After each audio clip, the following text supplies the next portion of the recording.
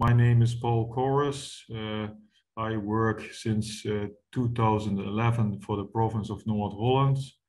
I am involved with station areas. We have a so-called implementation program for knooppunten, OV-knooppunten, as we call it, public transport nodes.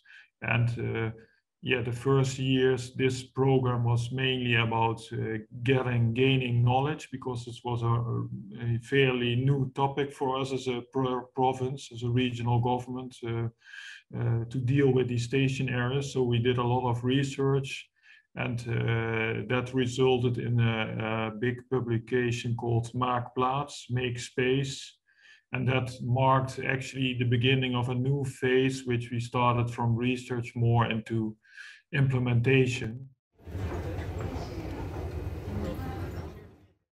This concept of the thinking and acting in corridors, as I call it, basically came forward out of my research I did in Tokyo, Japan, because there you see that in this case private railway operators, they have usually a whole line, they own it, and they have also the land around it, and they use that level because they have the ownership, and they also have a license to operate for endlessly, basically, not like in the Netherlands that they have a fixed term for operating a contract.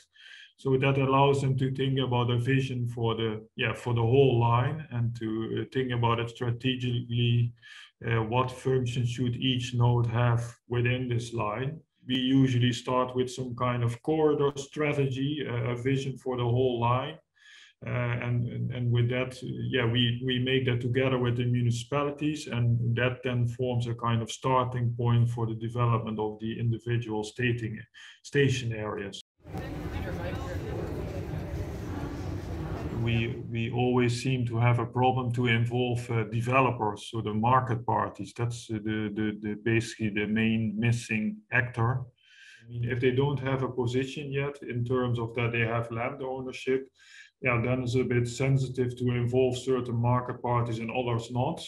Even if they would have land ownership, then it's still that they are often not involved.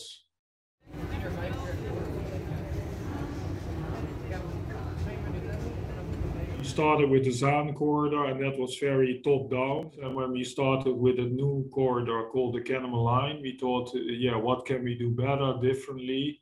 And there we thought we want to do some experiment with a corridor dialogue, and that was a really bottom-up process where we wanted to involve actors who have something to do with the line. For example, there was a theater near the line, there were a neighborhood association, so we all invited them.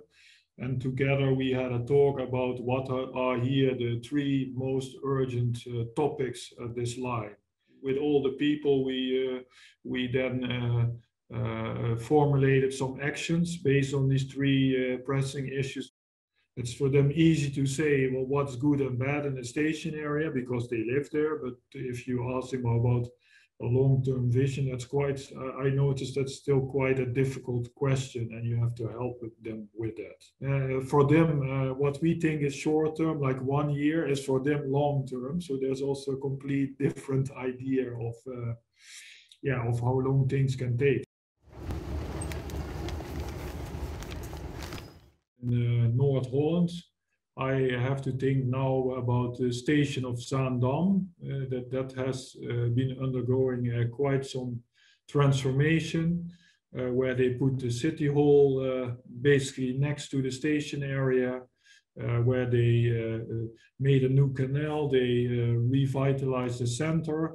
And the main thing there is that the area has become more lively and has also drawn more visitors to the city itself. Another station which I find successful already in the current situation, because nothing in terms of development has been going on there, basically, is the station of Overveen. That station is small. It is used by students who go to the Hogeschool Haarlem, but it's mainly used as a kind of starting point for hiking into the dunes of the North Sea.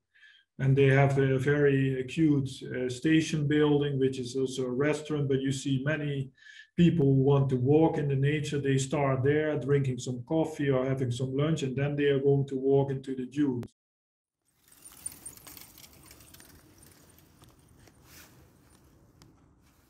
How we can contribute? Well, we have several cases because myself, I am involved now in two lines, the so-called Helderselijn.